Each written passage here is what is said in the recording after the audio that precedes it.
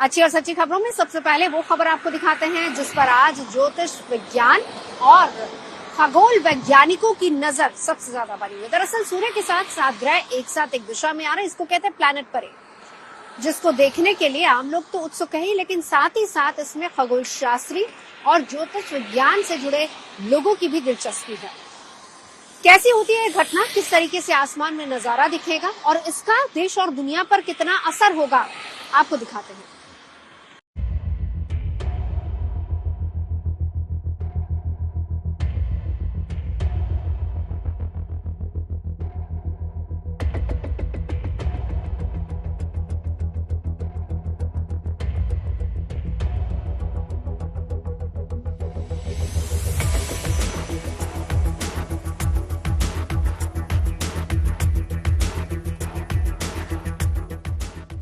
सात ग्रह आज सूर्य डूबने के 45 मिनट बाद एक सीध में नजर आए।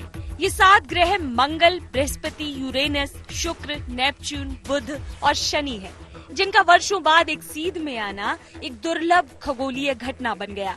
वैज्ञानिकों के अनुसार ग्रहों की इस अकल्पनीय घटना को ही ग्रेट प्लैनेटरी अलाइनमेंट कहा जाता है। खगोलीय घटनाओं में दिलचस्पी रखने वालों और आम लोगों के लिए ये एक अद्भुत क्षण रहा। ये इसलिए भी खास है क्योंकि 7 ग्रहों का एक साथ दिखाई देना बेहद कम होता है। आमतौर पर कुछ ग्रह एक समय में सूर्य के एक ही तरफ होते हैं, लेकिन सभी ग्रहों का एक साथ एक सीध में आना बहुत कम होता है, जो कि आज हुआ है। ये ग्रेट इसलिए है क्योंकि 7 प्लेनेट अलाइन हो रहे हैं। तो सोलर सिस्टम में अगर हम हमारे प्लूटो को निकाल दें तो हम जो बचे उसमें एक अर्थ ही तो बचा, बाकी सारे प्लेनेट तो अलाइन हो रहे हैं, इसलिए इसको ग्रेट प्लेनेटरी अलाइनमेंट कहा जा रहा है।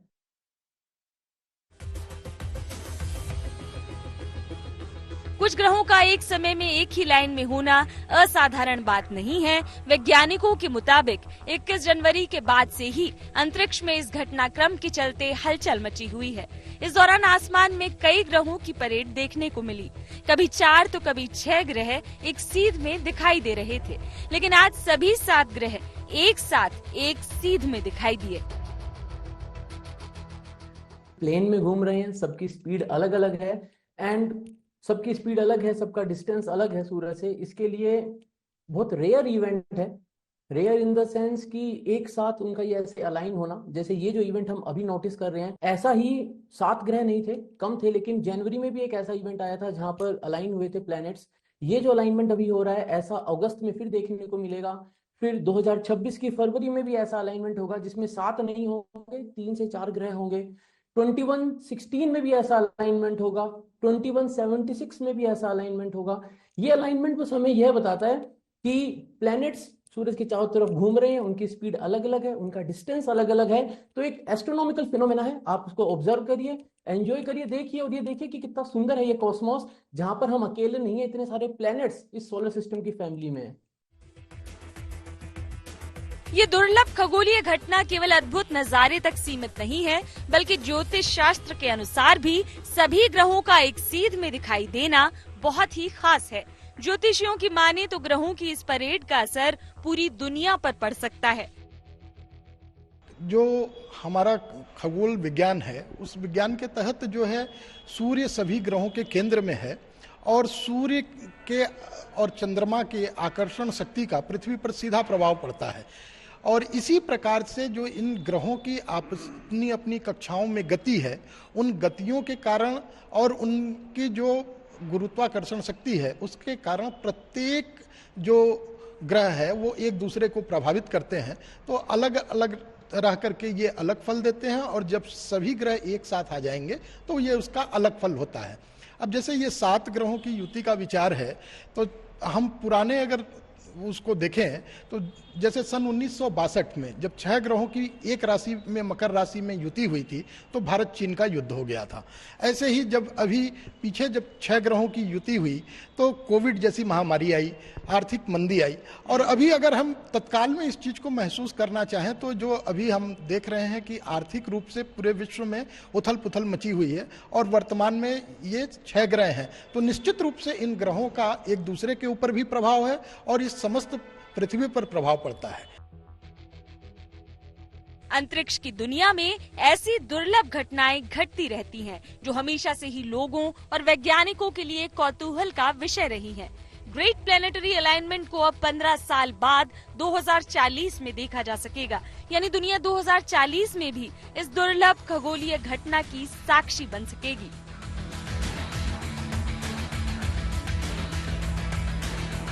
वाराणसी से रोशन जायसवाल के साथ bureau report, good news today.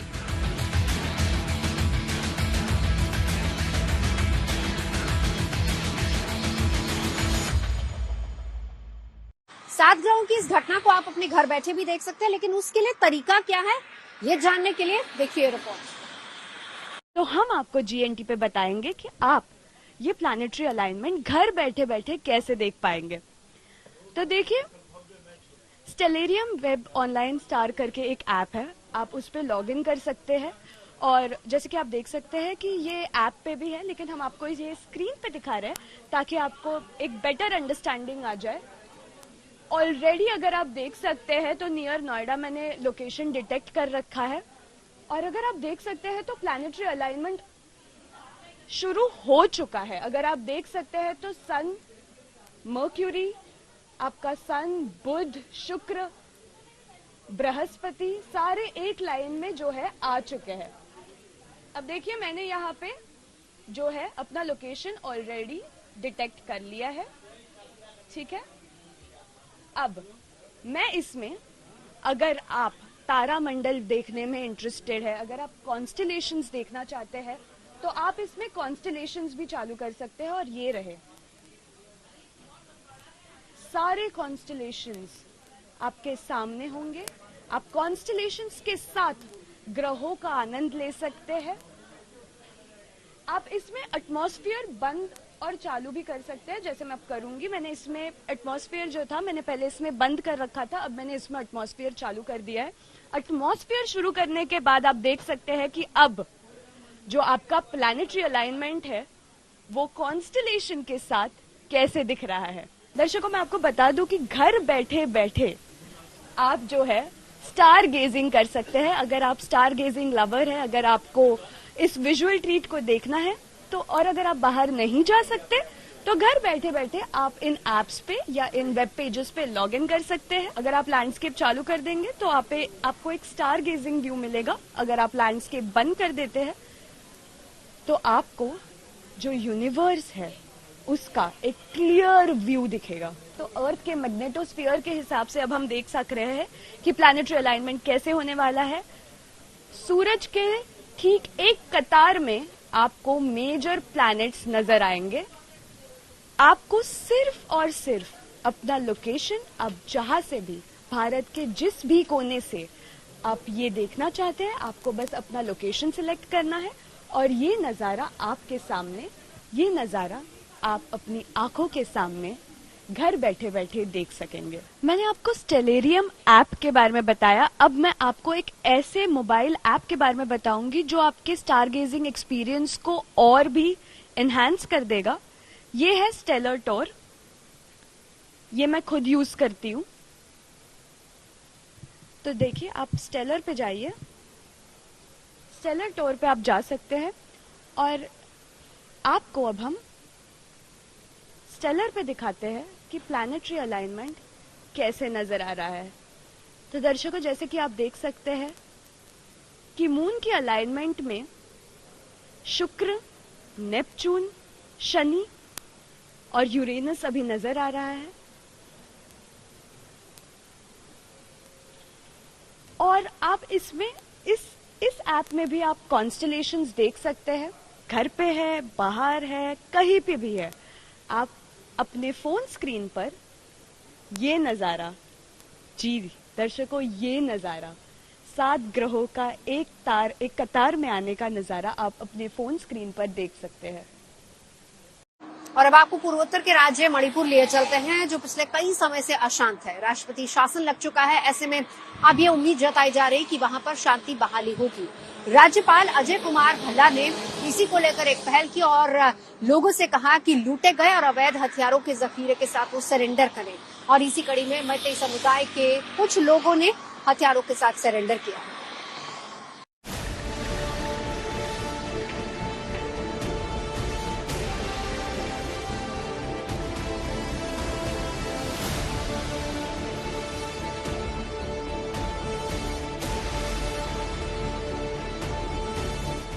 Manipur में हथियारों का इतने बड़े पैमाने पर सरेंडर शांति बहाली की दिशा में उम्मीद की किरण जगा रहा है। हथियारों के सरेंडर की ये तस्वीर आई है राजधानी इम्फाल से, जहां एक दिन पहले मैतेई ग्रुप अरम्बाई टेंगोल के सदस्यों ने राज्य सरकार को 240 हथियार सौंप दिए। हथियारों का ये जखीरा गाड़ियों में लाद कर 1st बटालियन मणिपुर राइफल्स के दफ्तर में लाया गया, जहां मैतेई ग्रुप ने इन तमाम हथियारों का सरेंडर कर दिया, जिसे राज्य में अवैध रूप से रखे गए हथियारों का अब तक का सबसे बड़ा सरेंडर बताया जा रहा है। How many numbers of arms and ammunition? In total, there are 240 weapons. दरअसल देश के पूर्वोत्तर राज्य मणिपुर में आरक्षण के मुद्दे पर 3 मई 2023 से कुकी और मैतेई समुदाय के बीच हिंसा का दौर शुरू हुआ था। इस दौरान भीड़ ने राज्य के शस्त्रागार, पुलिस स्टेशनों और चौकियों से बड़े पैमाने पर हथियार लूटे थे। जानकारी के मुताबिक लूटे गए इन हथियारों की संख्या 6000 से अधिक बताई गई है, जिनमें से करीब 2500 हथियार बरामद किए गए, लेकिन बाकी के हथियार बरामद नहीं हुए। मणिपुर पे 2023 से लेके दो कम्युनिटी के बीच, मैतेई एंड कुकी कम्युनिटी के बीच में जो लड़ाई हुआ था, उस बीच दोनों की कम्युनिटी ने वेपन्स जो भी आर्म्स कोठे पे रखा था और जो भी सरकारी वेपन्स है उन लोग को लूट किया गया था। जो भी लूटेड वेपन्स है वो लोग उसको यूज करके विलेज वॉलंटियर लोग ने विलेज प्रोटेक्ट किया है और रिटालिएट भी किया है। जो भी अटैक चल रहा था उन लोग को उसकी रिटालिएशन में यूज किया गया था। प्रेसिडेंट रूल रखने के बाद गवर्नर अजय कुमार भल्ला ने मणिपुर के जो भी विलेज वॉलंटियर लोग हैं, जो भी दोनों कम्युनिटी के, उन लोग के बाद जो भी इलीगल वेपन्स है उन लोग को सरेंडर करने के लिए वॉलंटरीली सरेंडर करने के लिए बोला गया है और उन लोग को 7 डेज अल्टीमेटम दिया था। हाल ही में मुख्यमंत्री एन बीरेन सिंह के इस्तीफे के बाद राज्य में राष्ट्रपति शासन लगा दिया गया, जिसके बाद 20 फरवरी को राज्यपाल अजय कुमार भल्ला ने सभी समुदायों से 7 दिनों के भीतर हथियार डालने की अपील की थी और भरोसा दिया था कि इस दौरान हथियार सरेंडर करने वालों पर कार्रवाई नहीं की जाएगी। लेकिन 7 दिन का अल्टीमेटम खत्म होने के बाद कार्रवाई की जाएगी। राज्यपाल की इसी अपील के बाद राज्य के अलग अलग जिलों में हथियारों का सरेंडर शुरू हुआ। इसी कड़ी में मैतेई ग्रुप अरम्बाई टेंगोल का प्रतिनिधिमंडल पहले राज्यपाल से मिला और अपनी मांगे राज्यपाल के सामने रखी। राज्यपाल से मिले आश्वासन के बाद ही इस ग्रुप ने प्रदेश में शांति बहाली के लिए हथियारों का सरेंडर किया। गवर्नर ने एश्योरेंस देने के बाद उन लोग ने कल 247 वेपन सरेंडर किया है फारसेमार पे आके। उसके बाद और जब अरम्बाई टेंगोल के कमिश्नर ने आके मीडिया लोग को इन्फॉर्म किया है कि एग्रीमेंट के हिसाब से जो उन लोग ने वेपन जो भी उन लोग के पास है उसको सरेंडर किया है, कि जो एग्रीमेंट बताया गया है कि जो भी इलीगल ये पॉपी कल्टीवेशन चल रहा था उसको इराडिकेट करना है और इलीगल इमिग्रेंट्स के जो इशू है उसको कर्बिंग करना है, एनआरसी चलाना है। ये सब एश्योरेंस लेने के बाद उन लोग ने सरेंडर किया था। राज्य के अलग अलग जिलों में हो रहे हथियारों के सरेंडर को देखते हुए राज्यपाल ने अवैध रूप से रखे हथियारों और गोला बारूद को सरेंडर करने की समय सीमा बढ़ाकर अब 6 मार्च शाम 4 बजे तक कर दी है। लेकिन ये साफ किया है कि इसके बाद समय सीमा में कोई और विस्तार नहीं किया जाएगा। इम्फाल से बेबी शिरीन के साथ bureau report, good news today. और अब आज सबसे मुश्किल सर्जरी की, जिसने 71 साल की महिला को एक नई जिंदगी दी है। मुंबई के किंग एडवर्ड अस्पताल में 71 साल की एक महिला की सर्जरी की गई। पैरों के जरिए वॉल्व उनके हार्ट में डाला गया, जिसके बाद उनको एक नई जिंदगी मिली है। कितनी कठिन थी ये सर्जरी और किस तरीके से डॉक्टर्स ने इसको सफल बनाया और महिला को नई जिंदगी दी है, दिखाते हैं।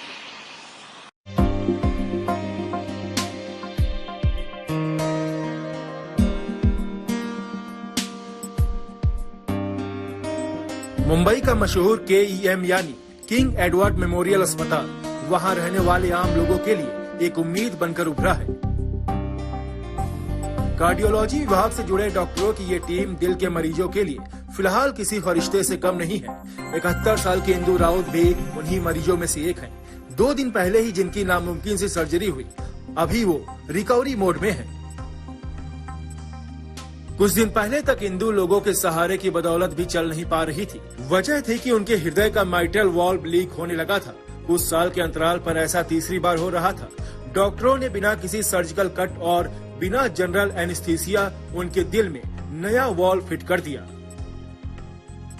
मुंबई के केम अस्पताल ने एक ऐसी सर्जरी की है जो शायद ही दुनिया में पहली बार हुई है। हमारे साथ उन डॉक्टर्स की टीम है जिन्होंने इस सर्जरी को सक्सेसफुली किया है।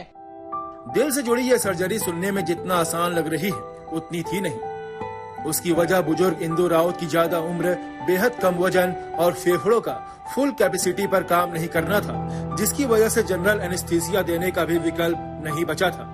ये सर्जरी जो है ये काफी डिफिकल्ट इसलिए थी क्योंकि पेशेंट का उम्र काफी ज्यादा था, पेशेंट का वजन काफी कम था, पेशेंट को बाकी कोमॉर्बिडिटीज होने की वजह से एनेस्थीसिया की रिस्क ज्यादा थी। ये पेशेंट को वेरी डिफिकल्ट किस्म का एनेस्थीसिया देना पड़ रहा था।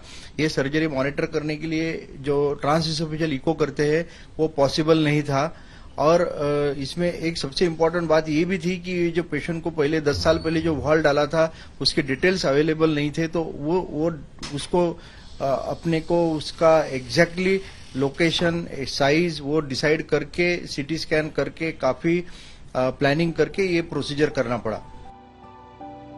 पुणे के बारामती के रहने वाली इंदु राउत के दिल का वाल्व बदला गया था, जो आशंका से पहले ही लीक होने लगा, जिसकी वजह से खून उनके फेफड़ों तक पहुंचने लगा था, जिसकी वजह से उनको सांस लेने में भी दिक्कत होने लगी थी। ऐसे में खाने की नली से नया वाल्व फिट करने का विकल्प भी मौजूद नहीं रहा। डॉक्टरों ने इस ऑपरेशन के लिए पैर की धमनी के जरिए नए वाल्व को पुराने वाल्व में ही फिट किया। हमारे पास जो एक इकोकार्डियोग्राम हम गले की नस में से, खाने की नस में से डाल के करते हैं, उसकी अवेलेबिलिटी नहीं थी। तो महाजन सर और यहाँ की जो एक्सपर्टीज है उससे हम लोग ने जो हार्ट के एक पर्दे के थ्रू जाना था वो उसके बिना हम बिना गाइडेंस के हमने वो किया। ऑलमोस्ट ब्लाइंड प्रोसीजर जैसा बोल सकते हैं, सिर्फ एक्सरे में देखकर। वो चैलेंजिंग पार्ट था। वो सक्सेसफुल होने के बाद वाल्व उधर डालना और प्लेस करना वो अच्छे से स्मूथली हो गया। So luckily we were fortunate कि we got a very good result and patient को भी अच्छा बेनिफिट होगा इससे।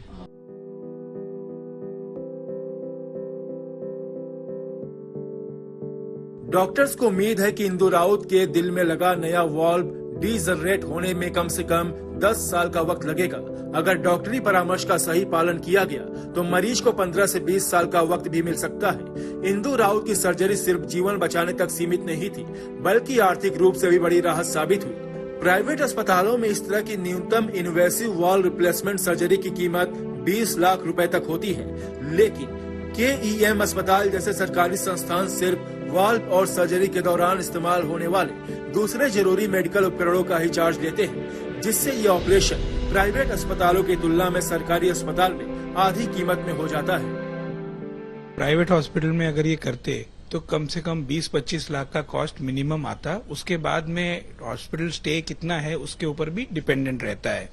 हमारे यहाँ पे 11 लाख के अंदर अंदर ये प्रोसीजर हो गया है। उसमें भी डॉक्टर महाजन साहब ने बात किया सोशल वर्कर से, और सोशल वर्कर्स ने हेल्प किया। PM प्रधानमंत्री योजना, प्रधानमंत्री द्वारा निधि द्वारा जो पैसे है और चीफ मिनिस्टर के निधि द्वारा जो पैसे है उनसे भी काफी लाभ हुआ। तो इस कारण से ये प्रोसीजर, इस तरह के प्रोसीजर भी पॉसिबल है गवर्नमेंट में कम कॉस्ट में। भारत में इस तरह के ऑपरेशन के पहली बार सफल होने पर इंदु राउत का परिवार बार बार भावुक हो जा रहा है। उनके परिवार के सदस्यों की आंखों से खुशी के आंसू रुक नहीं पा रहे। I am so much emotional now क्योंकि उसको जीवन दान मिला है। कल एक्चुअली जब ऑपरेशन हुआ और सर बाहर आए, उन्होंने बोला सक्सेसफुल हुआ है। फिर भी आधा घंटा मैं और मेरी बहन भरोसा नहीं कर पा रहे थे कि हो रहा है, हुआ है सक्सेस। हम थोड़ा ये थे। जब ये पूरा ऑपरेशन होने के बाद, सक्सेस होने के बाद भी ऐसा नहीं लग रहा था ये सक्सेस हुआ है। ऐसा इतना इमोशनल हो गए थे। बहुत अच्छा लग रहा है, भरोसा नहीं हो रहा था कि सक्सेसफुल होगा। मुझे जब कल ये करना है सर्जरी में 10 बार रोई अगले दिन से कि क्या होगा कल। 71 साल के इंदु राउत अब स्वस्थ हैं और उन्हें एक नया जीवन मिला है। डॉक्टरों का कहना है कि जल्द ही वो पूरी तरह सामान्य जीवन जी सकेंगी। मुंबई से दीपेश त्रिपाठी के साथ bureau report, good news today. बात मौसम की कर लेते हैं। पहाड़ों पर मौसम बदला, बारिश का सिलसिला शुरू हुआ तो उसका असर मैदानी इलाकों में भी पड़ने लगा। फरवरी का महीना, लेकिन अभी से मैदानी इलाकों में तपिश महसूस होने लगी थी, लेकिन पहाड़ों की बारिश ने मैदानों में एक बार फिर से मौसम को ठंडा ठंडा कूल कूल कर दिया है। और मौसम विभाग का ये कहना है कि मार्च के महीने की शुरुआत फिलहाल ठंडे मौसम से होगी, यानी कि आने वाले 2 से 3 दिन तक मौसम इसी तरीके से सुहावना बना रहेगा।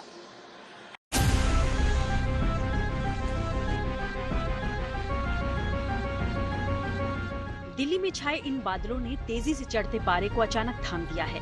जिस तरह से अब तक फरवरी में पारा चढ़ा था और फरवरी में ही मार्च जैसा माहौल नजर आ रहा था, उसके बाद ये सवाल उठने लगे थे कि क्या चिलचिलाती गर्मी वक्त से पहले आ जाएगी। लेकिन इन बादलों की मेहरबानी ने दिल्ली का मिजाज ही बदल दिया है।